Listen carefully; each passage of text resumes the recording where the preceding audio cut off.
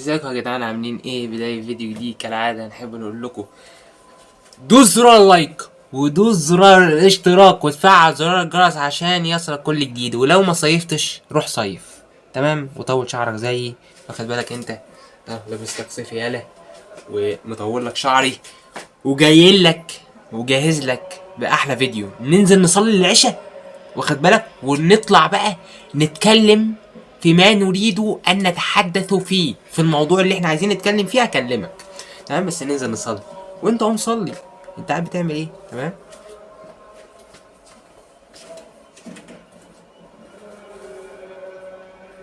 وانا مش هقفل عليك، انا حمار ولا يالا؟ كني باغل.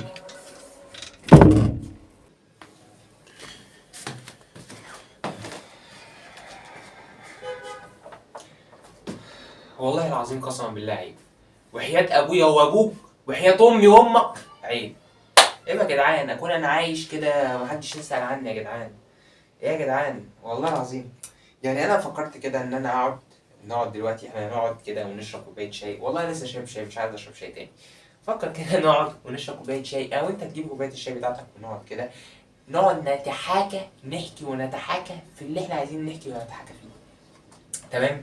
بس بس انت ما صليتش، انت ملحد، انت ملحد.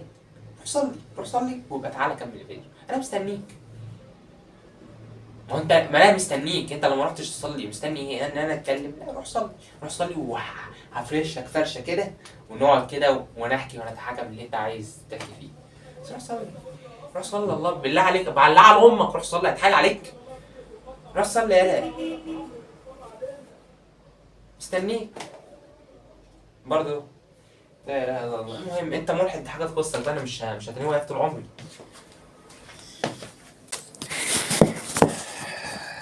والله العظيم تلاتة يالا. بص استنى كده، حاجه بعين عشان اعدل لك الله اللي اعدلها لك. استنى، تعالوا اعمل لك ستاند من الهوا، اعمل لك ستاند من الهوا دلوقتي. بسم الله الرحمن الرحيم. والله ياد بعاني، ياد قسما بالله معاني. بص يعني اتهد بقى يعني. يابا. بسم الله.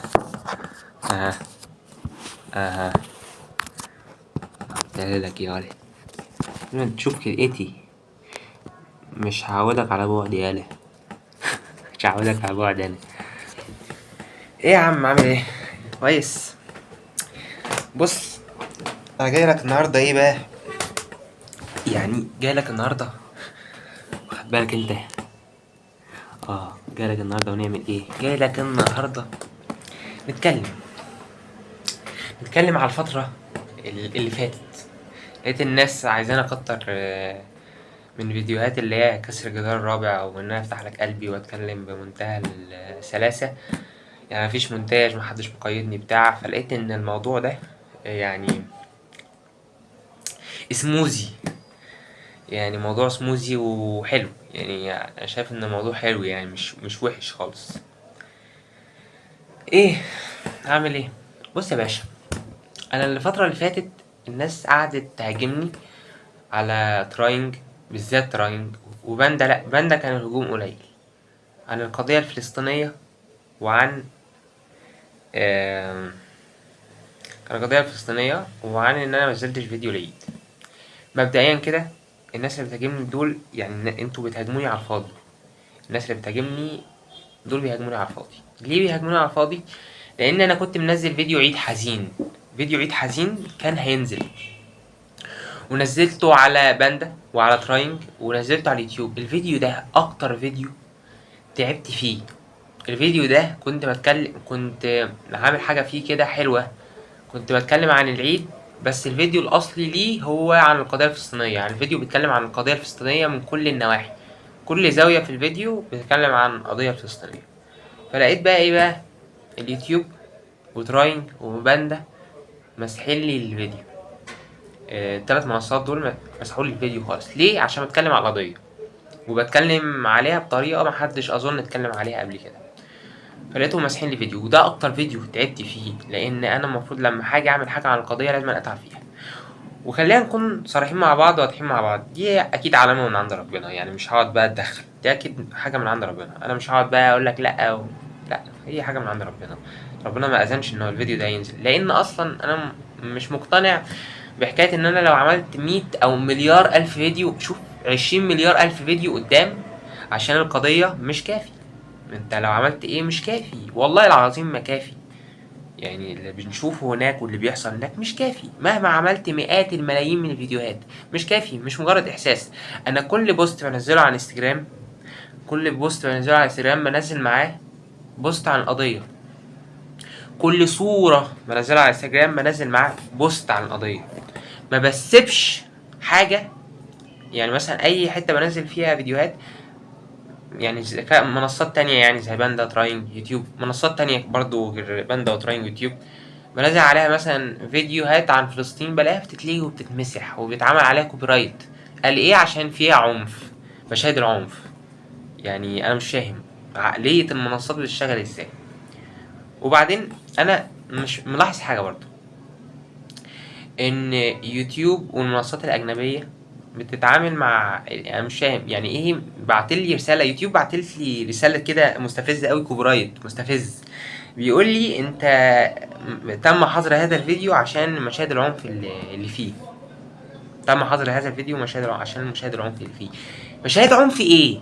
مشاهد عنف ايه اللي انت بتتكلم فيها اصلا؟ يا اخي ده انت بتنزل اليوتيوب والمنصات، انا عارف باندا وتراينج بينزلوا في مشاهد او في لو في حرية عن الشذوذ الجنسي، في حريات في الشذوذ الجنسي، في حريات في المثلية الجنسية، في حريات في السحاقيات الليزبيانز، خلينا نكون صراحين مع بعض، وفي حرية للشواذ، في حرية لاكلين لحوم البشر. طب وانا بقى جيت نزلت بقى انا حر، دي حريتي، انت بتقيدني من كل ناحية. وانا متأكد ان الفيديو ده ممكن يتلغي يتلغي. ما انا فيديو، انا كنت مصور فيديو عيد حزين ده او ساد هوليداي، كان نازل مترجم، اتلغى 24 دقيقة تم كده. انا ده اكتر فيديو تعبت فيه تصوير ومرهق، يتلغي كده يتمسح ليه؟ ليه يا يوتيوب؟ ليه يا منصات؟ ليه يا اجانب؟ مش انتوا الرمز الاول للحريات؟ وبعدين بستغرب من الناس قوي اللي بيعملوا فيديوهات. انا قررت بعد كده، انا شايف ان فيديوهات لو مهما عملت فيديوهات او مهما نزلت 100,000 فيديو عن القضيه الفلسطينيه مش كافي، مش كافي. ده انا كده احقر من احقر حاجه. يعني ايه فيديوهات؟ مجرد فيديوهات الناس هتتفرج عليها مثلا، يعني وبعدين وماذا بعد؟ ياما ناس اتكلموا، ياما مشاهير اتكلموا، وماذا بعد؟ ايه اللي حصل؟ ما احنا قاعدين وبنعمل بندعي. طب ما يا حبيبي انا بستغرب قوي على الناس اللي بتصلي وبتدعي لاهل غزه وفلسطين. هو لا مؤاخذه في الكلمه، خلينا نكون صريحين مع بعض، طب ما دعائهم هم مستجاب اكتر مننا، هم اللي يدعوا لنا مش احنا اللي ندعي لهم. يعني مش هم مش محتاجين دعائنا في حاجه اصلا من الاول. يعني نكون صريح، يا رب انصر اهل فلسطين، اهل غزه وفلسطين، هم مش محتاجين دعائنا يا ابني، هم اللي يدعوا لنا يا ابني. هم انت انت مش ما جتش دبوسه او مؤخره نمله في اللي بيحصل لهم. يقول لك يا عم انا هدعي لهم، وماذا بعد؟ ما قوم على المنظمات الفاسده اللي هي في بلدك اصلا وسايباهم. انت عارف الحوار عامل شبه ايه؟ يعني مثلا انا دخلت دلوقتي رحت صليت، وانا قلت لك روح صلي، انت ما تصليش ليه؟ مش فاهم كده. انت ملحد بقى، يا اما تكون ملحد يا اما ما تصليش اي حاجه، ما اعرفش، مش عارفش انت طبيعتك ايه. المهم انا رحت صليت ودعيت وسكت ودعيت ربنا يا رب انصر اهل غزه وفلسطين من هنا للصبح. الرسول صلى الله عليه وسلم كان ممكن من غير ما يخوض غزوات ولا حروب، الرسول صلى الله عليه وسلم من غير ما يخوض غزوات ولا حتى حروب كان ممكن يدعي يا رب انصرني وينصره. بس لا، هل دعا وخلاص؟ لا، دعا وقام جاهد. سيدنا يونس لما بلعوا الحوت ليه؟ لانه ما تعبش في دعوة قومه، يأس. طب ما انت بتدعي، انت عامل شبه البني ادم اللي قاعد في بيته، او راجل قاعد في بيته، قاعد على سريره لا مؤاخذة على مؤخرته الجميلة، بيعمل حمام ودين غازات وينام وبياكل ويشرب. ده قاعد عامل شبه الراجل اللي قاعد على سريره، تمام، قاعد على سريره ودخل عليه حرامي سرق الحاجات اللي في بيته، وهو شايف الحرامي، والراجل مش عاجز، راجل قوي هلاكو يا جدعان، شايف الحرامي وهو بيسرق حاجاته. قام الحرامي سرق كل حاجه في بيته، وبعدين عدى عليه قال له ازيك يا باشا عامل ايه، السلام عليكم، انا ماشي بقى، انا ماشي. فهو رافع ايده وعمال يدعي يا رب نجيني من الحرامي، يا رب نجيني من الحرامي، والراجل لوح شبه هلاك وقعد على السرير بيقول يا رب نجيني من الحرامي، والحرامي عامل كده وما نجاهوش. ما هو ربنا خلق لك ايدين ودراعات ورجلين وفخاد ومؤخره تقدر تقعد بيها على سريرك، وبق تقدر تزعق ولا تصوت حتى لو خايف يا اخويا. لا ما عملش كده، قاعد يدعي. طب ما تقوم اضرب ام الحرامي، انت قاعد بتعمل ايه؟ لا انا ادعي ادي، هو ان شاء الله بقى يستجيب لي بقى. هو ربنا مش خلق لك جسد يقول لك يا عم طب ماشي خلينا ننقل للواقع بقى، ده مثال، ده مجرد مثال. احنا قدهم، هم كام مليون؟ انت كام مليون؟ انت كام مليون؟ انت مثلا قول مثلا لو نجمع كل الشعوب 3 مليار مثلا، انت مليار و3 مليار، المنظمات مثلا مليار، انما الشعوب اكتر من المنظمات والحكومات اصلا، بس هم بيوهموك ان هو اكتر، يعني هم بيوهموك ان او بيخيلوا لك ان هم اللي اكتر، وانت اللي عددك، انت اللي عددك قليل. بس احنا لو هنيجي ننقل، لا انت عددك اكبر بكتير، اضعاف الاضعاف. انت مستني ايه؟ ده مبدئيا ده فيديو عيد سعيد، عيد حزين، خلاص اتلغى ويلا. وانا كنت بفكر، انا هقول لك على حاجه، انا في اليوتيوب ده من 2018، من 2018، من اول يوم في سنه 2018 انا فاكر انا موجود على يوتيوب، يعني انا موجود على يوتيوب من اول سنه 2018. وعايز اقول على حاجه، خد بالك، فكك من شعر الطويل وفكك من الهبل اللي انا عامله ده. انا يعني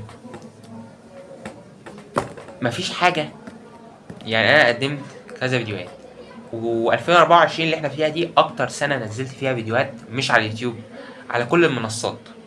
يعني اليوتيوب اقل منصه فيها فيديوهات،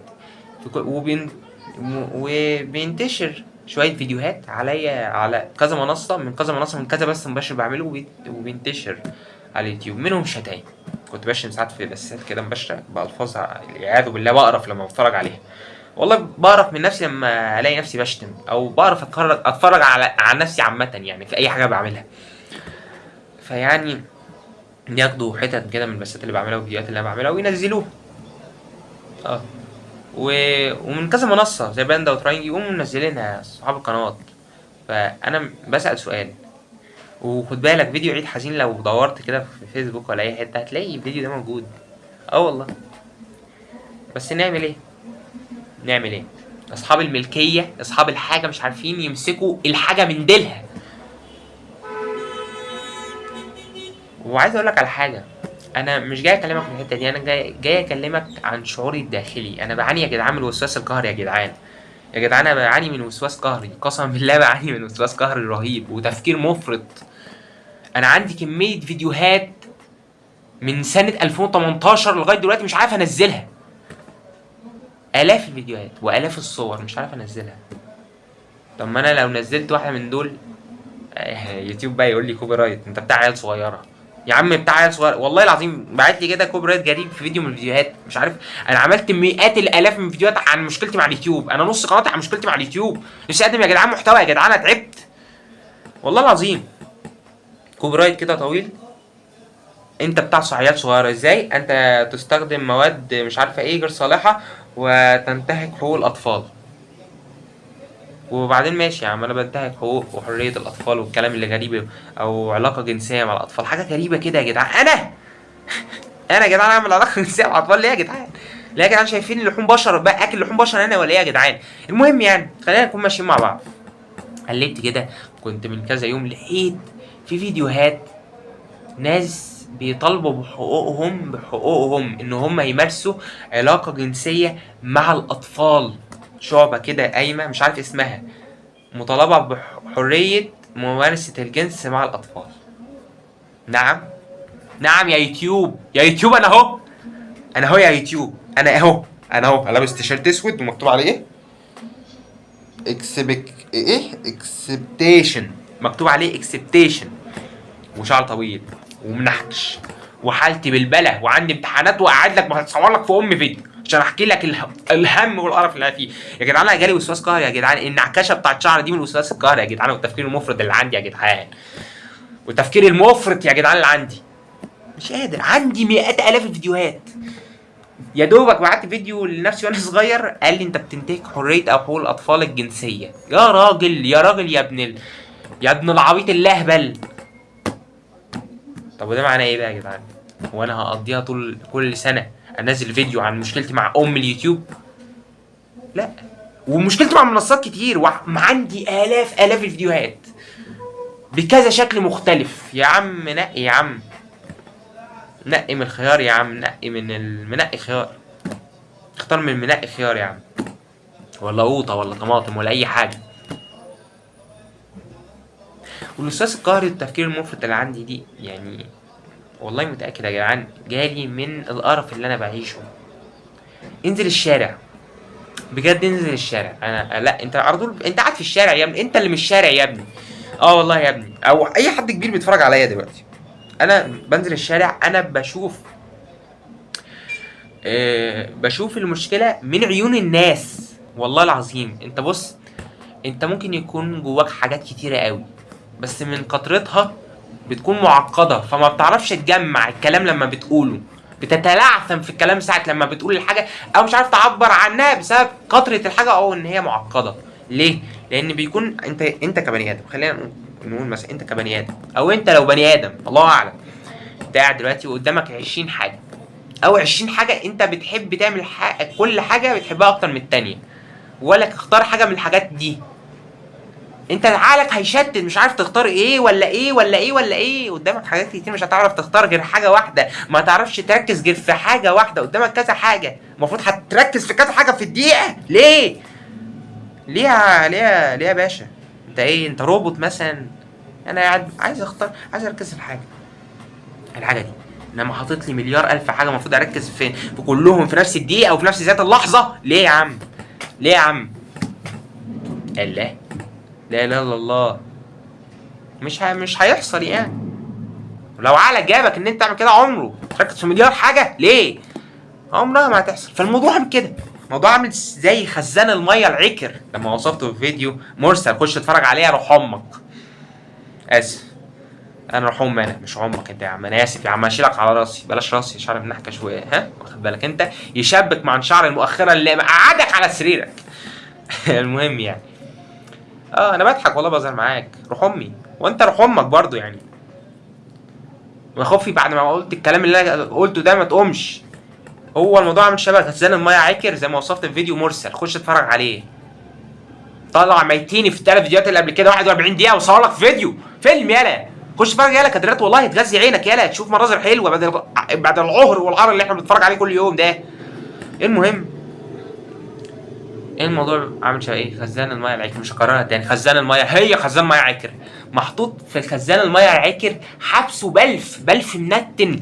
يوم لما هتشيل البلف، خزان الميه العكر بميته كلها هتيجي تطص وشك وتغرقك بجسمك كله. تخيل بقى عقل البني ادم فيه كميه تشتت وتوتر وارهاق. في نظريه بتقول لك ايه؟ المبالغه في الاشياء تؤدي الى العبثيه.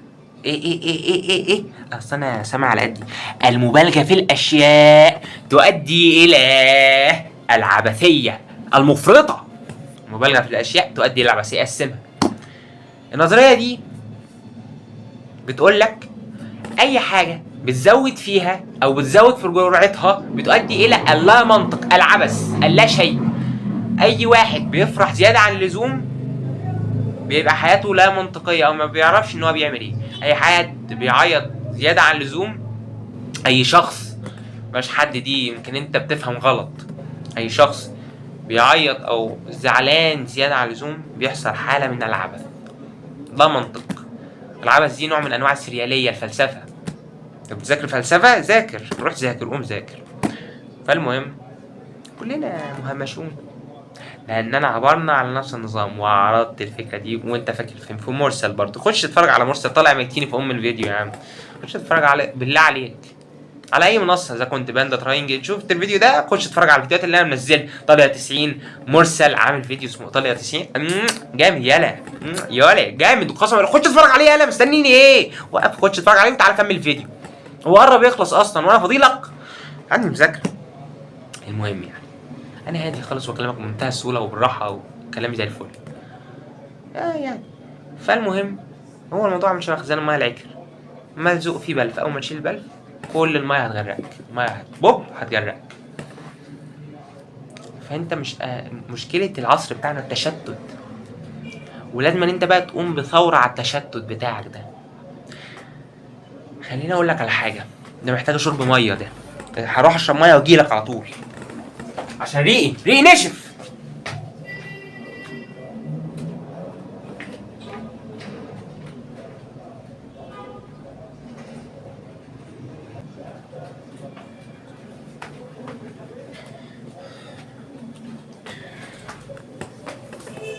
معلش هتقول لي قلت بسم الله قبل ما تشرب؟ انا قلت بسم الله قبل ما اشرب، وقلت الحمد لله بعد ما شربت، مش محتاج تقول لي يعني.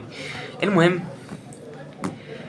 كنا بنتكلم في يالا، يالا ايه؟ ممكن يكون ناس كبار بتتفرج عليا، مش يالا ولا حاجه. السلام عليكم يا حاج، السلام عليكم يا حاجه، السلام عليكم يا اخويا الكبير، السلام عليكم يا اختي الكبيره، السلام عليكم يا اخويا الصغير، السلام عليكم يا اختي الصغيره. اي اخ، اي بني ادم بحترمه والله العظيم. شتمتني زي الاخ الشيمي يا عم عادي يا عم، كلها يعني مش عايزين ايه ادبنا، روح بقى بسات مباشره هتموت على نفسك من الضحك، قله ادب من اللي انت بتحبها. فالمهم وكلها صالح يالا، والله كلها لصالحي. المهم احنا بنتكلم في يالا، والله قلت المهم 20,000 مره، قلت يالا 20,000 مره، مش محترمه قال لي ادب يالا برضه. مش بقول لك حد يا استاذ قهري، مش هقول اللي هو كنا بنتكلم في ايه والله نسيت، ما انا فتح لك قلبي. اه هما بيقولوا برضه، هما بيقولوا لما ييجوا يعرضوا الفكره. مين مين اللي ايه دي؟ ايه الاغنيه دي؟ ينفع؟ ايه اللي الذوق؟ بتوه من ما افتكر. الإباحية. انا رحت اشرب عشان اجمع الكلام، عشان انا عايز اكلمك في موضوع يمكن هو ممكن يكون رمز الفيديو، هنسمي الفيديو باسمه الإباحية يا جدعان. استنى واحدة، الحمد لله فيديو شغال. والله العظيم لو فيديو ما كانش شغال كنت خرجت عن ديني دلوقتي، شفت الصلاة وخرجت عن ديني على طول. بس الحمد لله ربنا مقويني بالاسلام يالا. فيديوهات هتصرف فينا يالا، ما عندنا انا قلت لك فيديوهات، وعايزه وناوي ان شاء الله بعون الاله قبل ما نتكلم على الاباحيه، ناوي اجمع الفيديوهات دي وانزلها في فيديو واحد. انا فيديوهات هجمعها في كذا سن، بصور من 2018 هجمعها وانزلها ان شاء الله، ده انا ناوي. فالمهم خلينا في الموضوع. الاباحيه اتكلمت فيها كتير انا في بثات مباشره كتير عن الموضوع ده. الانسان اللي بيتفرج على الاباحيه، انا اكتر بني ادم، بلاش نقول بني ادم، اكتر كائن على وجه الارض، او مش على وجه الارض، على وجه الكون ده كله، ولا يعلم الغيب، لا يعلم الغيب الا الله برضو عشان نكون صريحين مع بعض.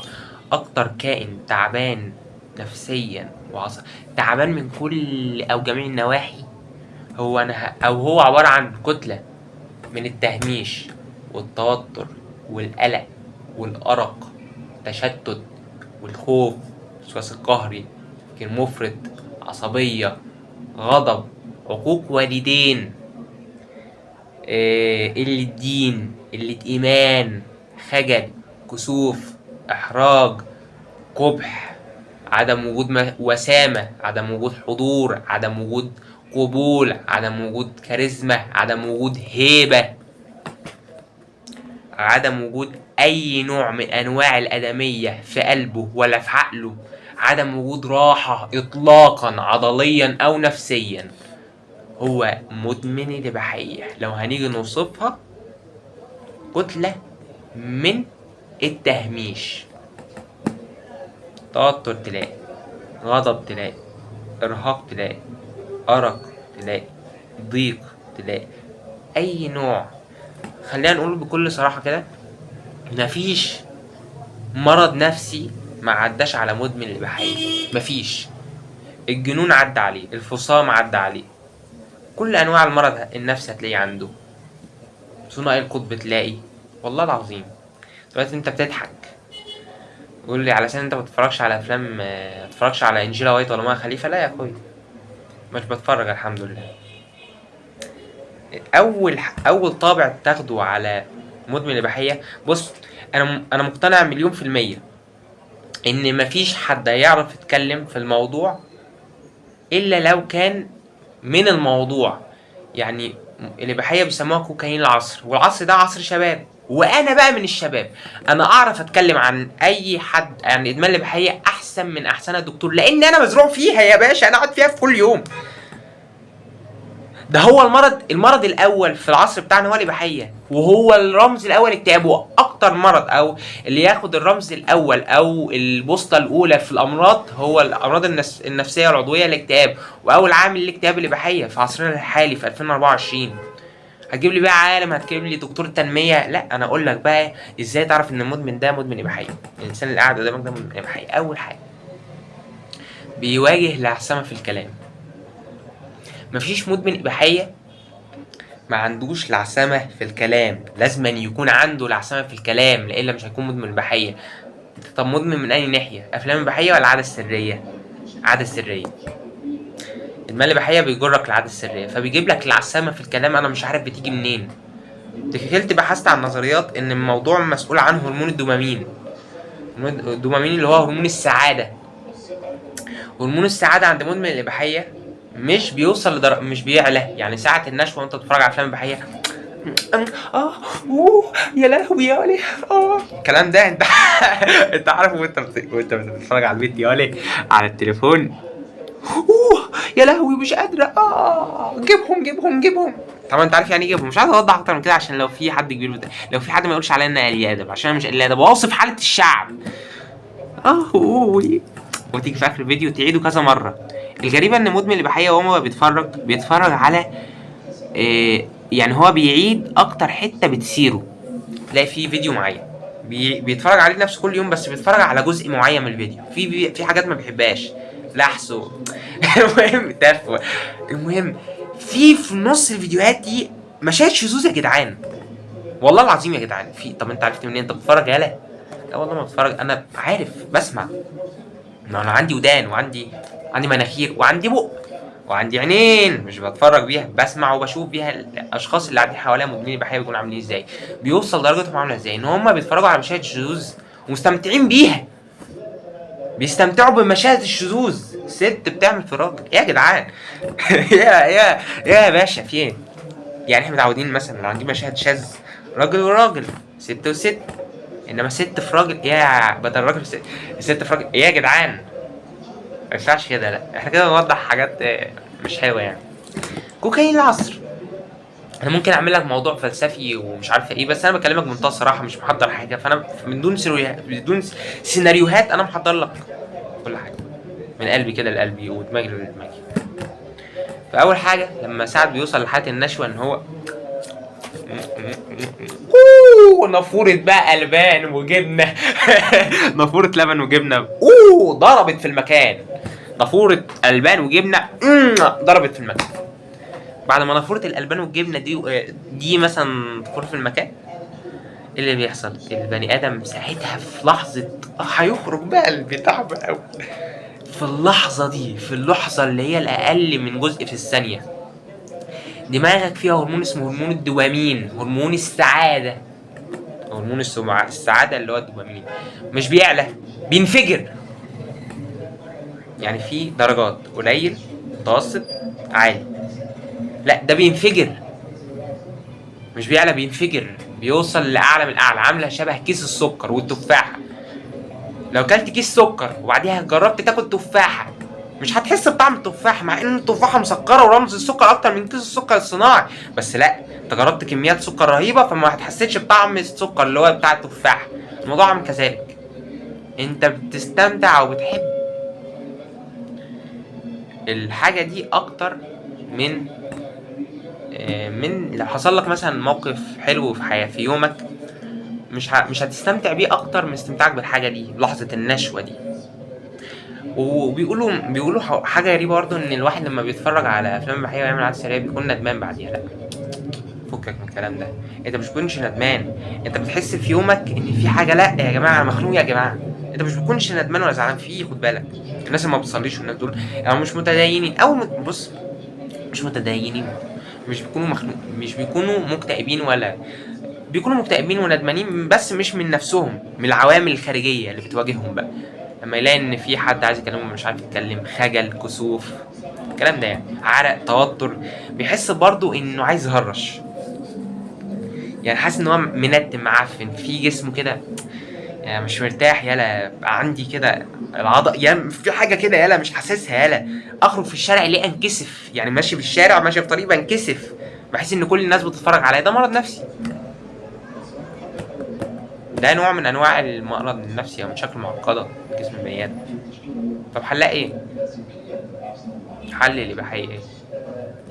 الحل عمره هيجي منه، حل ثوره. النظام يا بهايم. وخلينا نقفل على كده عشان ما نروحش في داهيه. ويعني طولنا، صح طولنا. اهم حاجه، بص، انا لو عايزين نتكلم على الموضوع الاباحيه ده نفتح فيديو خاص بيه وهكلمك فيه برضه، وهحضر لك كده سيناريو، وهعمل لك فيديو حلو، وهرجع لك بقى موسيقى وتقطيعات والكلام ده. بس انا مش متاكد انه مش هيحصل، بس ممكن نعمل فيديو، ممكن يكون فيديو جاي، الله اعلم. وشوف بقى الفيديو الجاي، عشان الفيديو الجاي ان شاء الله حاجه كده نظيفه وحاجه حلوه، وبتمنى تعجبكم. بس هي مش هتنزل دلوقتي خالص عشان عندي امتحانات ومذاكره، تمام؟ بس دي تكون نهاية الفيديو، والله نهاية الفيديو، والله توحشني نهاية الفيديو. ربي يعجبكم، وهكتر من السلسلة دي والله. والله في فيديوهات جاية لسه كتير هعملها حلوة برضو، هنزلها ان شاء الله، مش هاخد فيها كوبي رايت. واليوتيوب واول منصات تانية مش هتقول لي ان انت بتاع عيال صغيرة، عشان انا مش بتاع عيال صغيرة. بس دي تكون نهاية الفيديو، يا رب يعجبك او يعجب كلكم او اي حد بيتفرج عليا ان شاء الله حيوان. بس دي تكون نهاية الفيديو، يا رب يعجبك. سلام.